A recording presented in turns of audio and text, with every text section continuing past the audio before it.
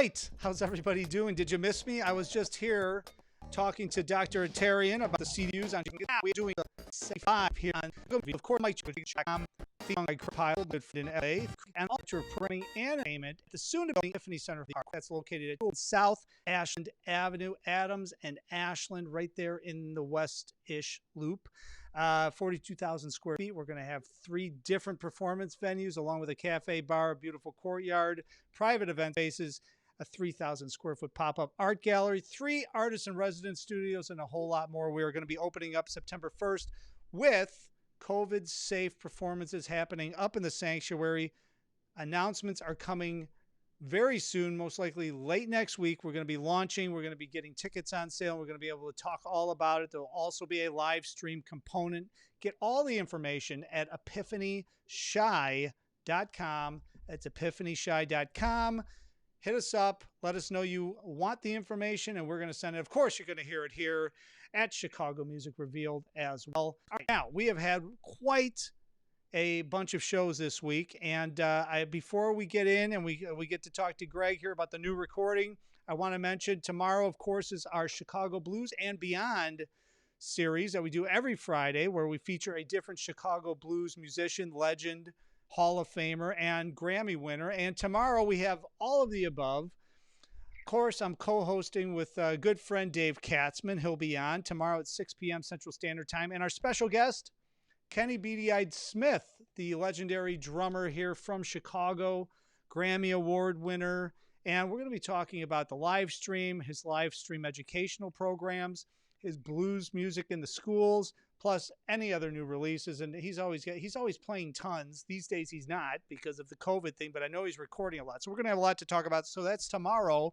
You want to tune in here at 6 p.m. Central Standard Time for Chicago Blues and Beyond on Chicago Music Reveal. I knew I would get the short name right. All right, I'm going to stop talking. Let's bring in Greg Dudzienski. Congratulations on the new recording. It is a pleasure to have you on. I know you and I emailed back and forth a couple of times, and Sabina was trying to set up things, and my schedule's been crazy, and I'm glad we could put this whole thing together. But talking to you before we came on, it seems like it's a perfect time because this brand new release that you have on OA2 Records called Beautiful Moments is being released tomorrow, and as luck would have it, you're also doing a live stream from everybody's good friend, Paul Maslin's place up there at PM Woodwinds in Evanston. So you got a whole lot going on, and we're able to preview it the day before, which is awesome. So I'm glad all the cards aligned. It's great to have you on the show. How are you doing? I'm good, Mike. Thanks for having me, man. I really appreciate it. Definitely. So let's talk about this new recording first before we get into the live stream extravaganza, but you're releasing it tomorrow. So I'm assuming everybody can head over. I've got the link down below, so everybody can head over to GregoryDudzienski.com to purchase the new recording, Beautiful Moments. It's on OA2 Records, and, you know, you've got a lot of our friends on there. Everybody's going to know who's on there, so we'll talk about them as well. But talk a little bit about the compositions and the thought process about putting this recording together. Now, you recorded it back in the fall. It's just coming out now, so I know you weren't recording or writing about the pandemic. So what were some of your concepts? I mean, how did this whole recording come about? Well, the recording came about in conjunction with the quartet kind of establishing itself. The tunes are all tunes I've written in the past couple of years since I've kind of got back and settled back in Chicago again. And once I got back into town, I began meeting people. I met Kelly first at the session at Serbian Village with Tommy and everybody. Oh, sure, yeah.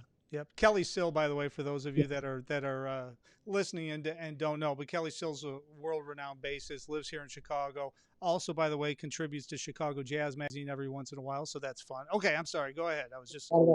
Yeah, so Kelly Sill and Kelly at this session at Serbian Village, and we together a bit there, and the connection was really pretty substantial right away. Yeah. Then a couple months after that, I got an opportunity through Kathy Kelly, the great vibes player in town, to present a set of work for the Chicago Jazz Composers Collective at the Green Mill. And I wanted to get Kelly involved. I wanted to get Jeff involved, and we were talking about piano.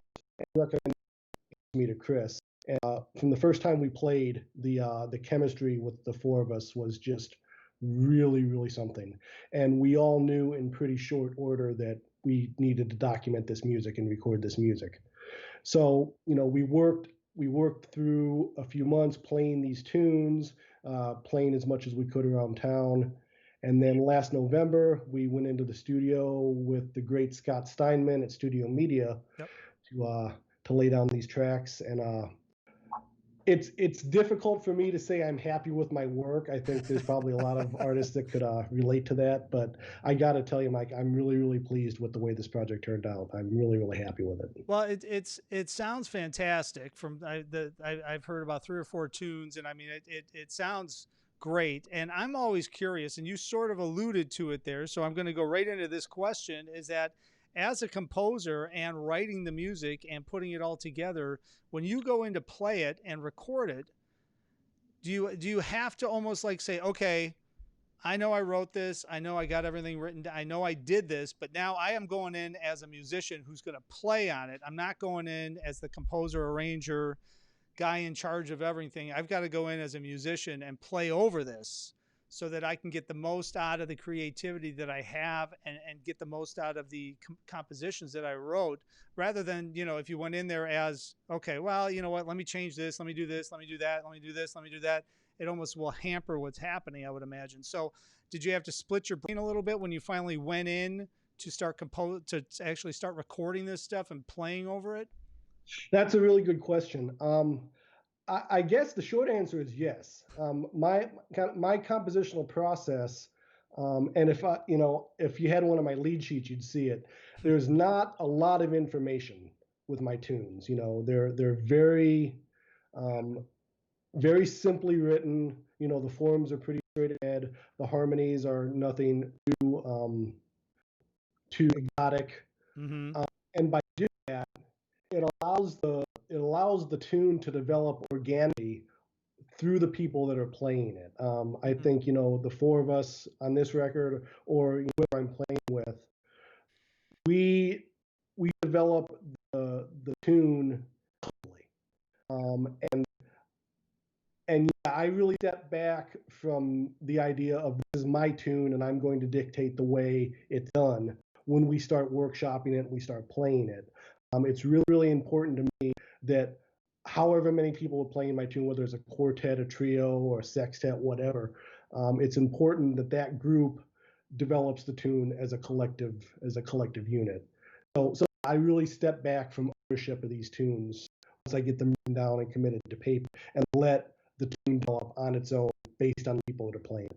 Well, yeah, and with the guys that you're playing with, and it sounds like the 4 of you played enough gigs before you went in that you've got a trust level with them, and they have a trust level with you that they can actually ask or question or make suggestions on some of the compositions.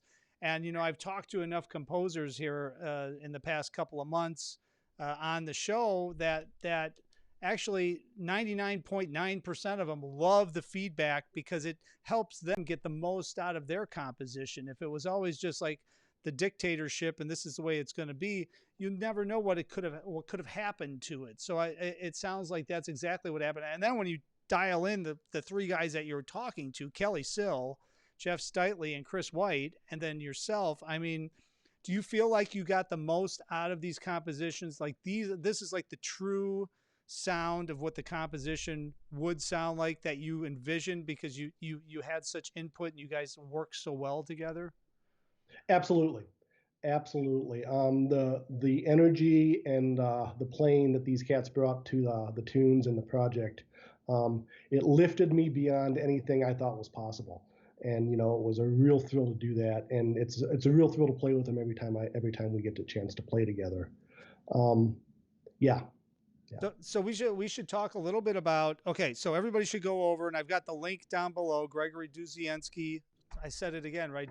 Dudzienski.com. See, I knew you corrected me before I came on, and I told you I was going to say it wrong, and I did, but that's all right. The link is Yeah, below. man, it's my whole life. Don't worry about it. So head over there to pick up the recording. Now you're going to be doing, and I'm going to say, let's talk a bit about the live stream tonight, which is Paul Mess's place. And I know you were telling me before we came on, he's got quite a setup going on over there. So this is going to be a great thing to tune into. So talk a little bit about that. Well, this one came up. It was really kind of serendipitous the way it happened. Paul had been, if you're familiar with Paul Maslin's shop, he's got a really nice woodwind repair and retail shop in Evanston. And then next to that, it shares a wall, but a small space that he uses sometimes for artists coming in through town to give master classes or short or small performances or whatever. So he had the idea that as all this, as the quarantine was going on and as things were so uncertain about what was happening, he was going to use that space and give musicians in town an opportunity to continue to present their work. I thought it was a really, really beautiful idea he had. So he's working with a videographer, and he's got it set up really, really nicely. I guess it was about a month ago, maybe 3 weeks ago. Mark Colby's quartet played there and live streamed from there with really, really good results. Paul called me, asked me if I'd be interested in a date, and the date he offered me happened to be the release date. It wasn't even, it was just a perfect coincidence. So we absolutely jumped on it, and we're excited to be able to, play some of the tunes from the record. And I'm so grateful to Paul for giving us that opportunity and give us that space. That's the biggest thing. I've talked to a lot of artists from all over the country that are releasing recordings during this time, and it's one of those things where it's like they've got to get it out. They can't just sit on it. I mean, they recorded it and they want to get it out. I'm a big believer in the fact that you've got a captive audience right now that's looking for new music, so that if they can hear it or get word about it, they're going to discover it a little bit more. Maybe a little easier than they would have when there was so much other stuff happening, especially in the summer with festivals and all that stuff. But with the live stream thing, the Facebook live stream, I can't tell you how many musicians I have found watching Facebook live streams that I didn't even know about, not just in Chicago, but throughout the country, throughout the world for that matter, and have checked them out. And I'm positive that their fan bases are growing. And I talk about this on this show all the time, but I don't care. I'm going to keep beating it into the ground because I think that the silver lining coming out of the show, out of this pandemic, and what I'm hearing in this show is that artists are finding different ways to electronically, digitally connect and grow their audiences in different ways. It's almost like out of necessity, they had to figure out how to do a live stream platform. And to Paul's credit, that's what he's done. He's figuring out, because he probably would have never done a live stream setup with a videographer and all that stuff, because he would have been like, oh man, everybody's playing in clubs. Anyways, who's going to want to come over here? I think he's going to create something really cool, and he's also allowing musicians like yourself, who's putting out releases, to be able to reach his audience, which is expansive, and a whole lot more people, and to actually have almost a proper CD release even during a pandemic. So, I mean, I'm glad he's doing it, and I'm glad you guys are doing it. And I'm glad all the stars aligned to be able to do that when the release date happened. Yeah, it really worked out well. I mean, it's wonderful that Paul's doing it, but I mean, there are a number of cats who are doing this in the city too. I guess Andy's is live streaming from their Yep. place now. The Fulton Street Collective has been doing a series, throughout the quarantine of some great work. So it's really encouraging to us as artists to see the venues, doing what they can to help us present our work as well. Yeah. All right. So everybody head over. The link is below, facebook.com PM Woodwind. It starts at 8 p.m. tomorrow. It's free. It's on Facebook. You have no excuses.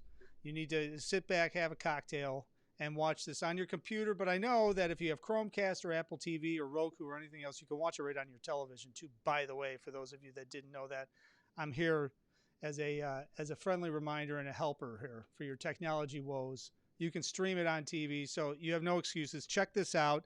Now, let's talk a little bit about your background, Greg, because I was reading over it. Now, you're not originally from Chicago, are you, or are you?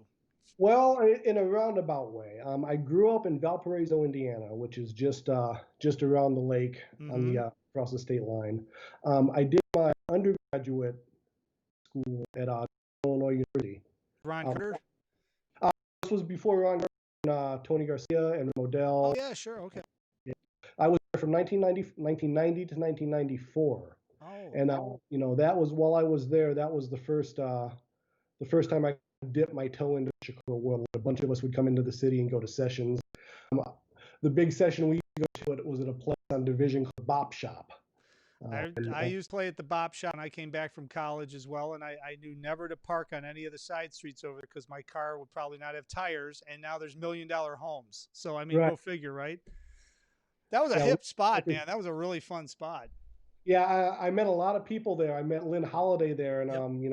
what a treasure that man was. I got, was in the grand scheme of things, it was only maybe a couple of months that I was in orbit, but the things that I learned from him just in those couple of months going to those sessions at the Bop Shop, I'm still grateful for those moments. Yeah, yeah. Well, it's Chicago legend Lynn Holiday. That was some of the first recordings that George Flutis and Dennis Carroll and Ron Perillo, I think, is on one or two of those. I mean, Lynn was a legend in Chicago, and he used to play the Bop Shop all the time. Man, I remember bringing back memories now. That was a really hip spot. It was across from Phyllis's Musical Inn. So if anybody's ever goes to Phyllis's and you look across the street, there used to be a really hip jazz club right over there that's no longer there. I don't know what it's called now, but it's not a jazz club. I can tell you that. So, anyways, so you were at Northern and then you graduated. Where'd you head off to after that? When I finished at Northern, I knew I didn't want to, keep going to grad school right away. So as luck would have it, a position was available with the U.S. Navy music program. I auditioned, I got that job, and I ended up doing that for 23 years. So I, Wow. yeah, that took me all over the world. I lived in Naples, Italy for a good number of years. I lived on the East Coast for a while in New England. I lived in Virginia for a while. So that was a really, really good experience as well.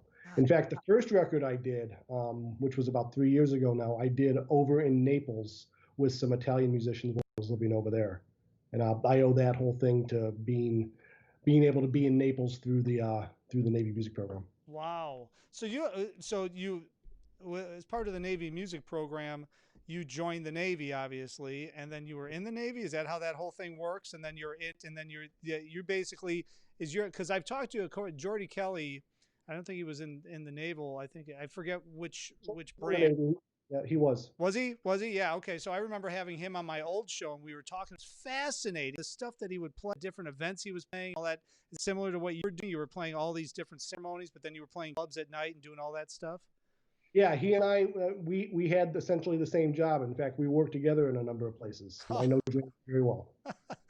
So how did you end up did you leave the Navy like you retired? Is that because Yep. When I left, I had 23 years in. One of the good things about a job like that is once you have 20 years, you can quote unquote retire, with all the benefits to go along with something like that.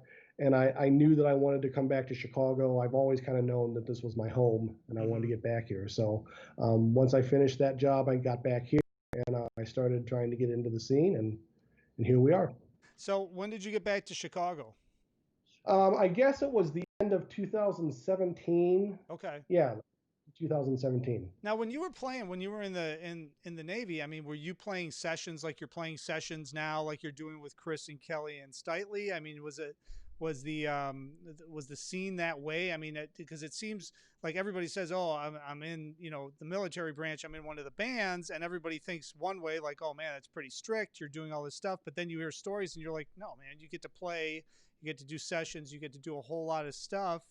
And you're touring the world and you have steady income coming in, which is amazing as a musician. So what was it with you? I mean, were you able to continue to play, and did you feel like you were playing with people that expanded your playing as you were doing that more than if you would have just not done that and maybe moved to Chicago or New York and gotten into those scenes at the time? Oh well, I mean, I definitely think I grew through the experience. Just the opportunity to travel, different parts of the world and to live abroad for a number of years was an amazing experience.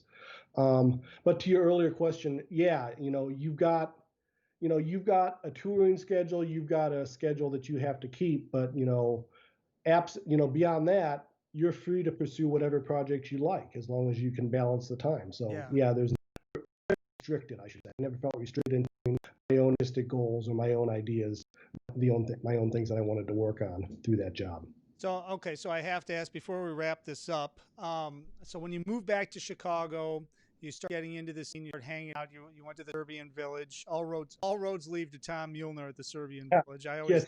I always give him crap about that, but but it's a great session. It's a great session. We all love Tommy. But other than that, I mean, when did you start performing and starting to meet people? And was it just like natural because you were so used to just playing anyways, just hitting people up and going to get gigs and getting into the clubs and getting into the circuits and stuff? Or was there a little bit of kind of not a learning curve, but you had to feel out the scene and figure out where your music might fit and what clubs might make sense and how that could work?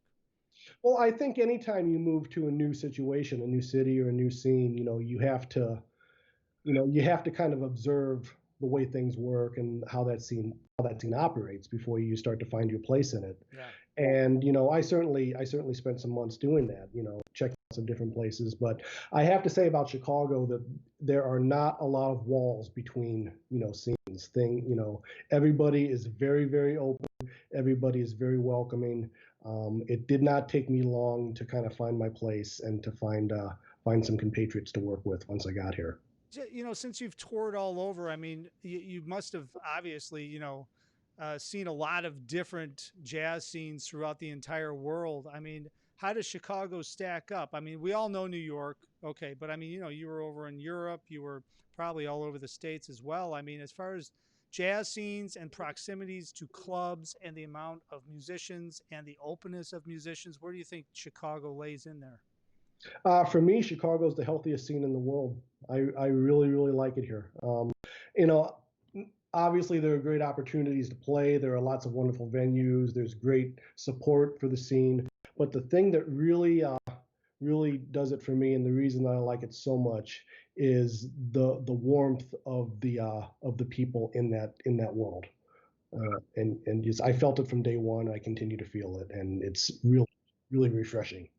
I agree. I mean, we've all been to New York and played New York and everything else, but the scene here is just something that I don't think a lot of people understand. I mean, we all have friends in New York and in LA that are in, playing and all that stuff. And every time they come to Chicago, they're like, damn, there's a lot of work here, music wise. There's a lot of people playing. There's a lot of creativity. There's a very high level of performance happening, and everybody seems to be pretty cool. And I mean, that's kind of sums up the entire scene. To your point, I mean that's really almost like the perfect storm where everything comes together in Chicago. And so I agree, and I think that the way the internet and the way the digital world is now, Chicago is really starting to get their due a little bit more than they had in the past, just from a performance level, because anybody in Chicago can get to New York in 2 hours on a plane and come back. So it's not like we're in the middle of nowhere anymore, which none of us ever thought we were. But you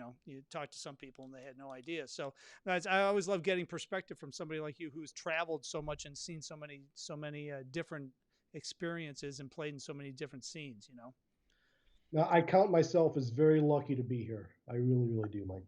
Well, all right, everybody head over. You've got to head over. The link is below, GregoryDudzienski.com, to purchase the new recording, Beautiful Moments. And then tomorrow night, let me get this back up on the screen, Friday night, 8 p.m. There it is, Facebook.com, PM Woodwind, 8 p.m. Chris White, Kelly Sill, Jeff Steitley, and Greg Dudzienski tearing it up at Paul Maslin's place, doing the new recording. The whole release happens tomorrow. Greg, congratulations on everything, and it's great to connect, and hopefully when this whole situation slows down and goes away, we'll actually see each other in person rather than virtually, but we'll have to take what we can get at this point. I'm hip, and I would like that, and the first one's on me, man. All right, hey, thanks so much, Greg. Take care, and we will catch up soon. Thank you, Mike. All right, everybody, you guys have to head over and check out recording. I mean, I was listening to it, and not only that, how cool is it that he's doing a Friday night thing at Paul Maslin's tomorrow night, the night of the release. It's all the stars align, and I'm glad that Chicago Music Revealed actually aligned with them so that we could actually help preview it. So congratulations to Greg. Pleasure talking to him. And it's always interesting to talk to somebody who was in the Navy music program, traveling throughout the entire world, because when they say that this is one of the most thriving, healthy scenes in the world, they know, and I agree. And I'm sure a lot of you that are watching this agree as well. So, all right, now tomorrow night, we've got the Chicago Blues and Beyond with our special co-host, Dave Katzman, and the wonderful, incredible Grammy Award-winning drummer, Kenny BDI Smith, great guy. We're going to have a great conversation tomorrow night. I already know it because Kenny's a wonderful dude. So stay tuned, 6 p.m. right here, Central Standard Time. As I always say, if you like this, like it, share it, shoot me a comment, shoot us a DM. And as I always say, tell your family, tell your neighbors, call the grandkids. Tomorrow night, right back here, Central Standard Time, 6 p.m. I will see you on the next broadcast.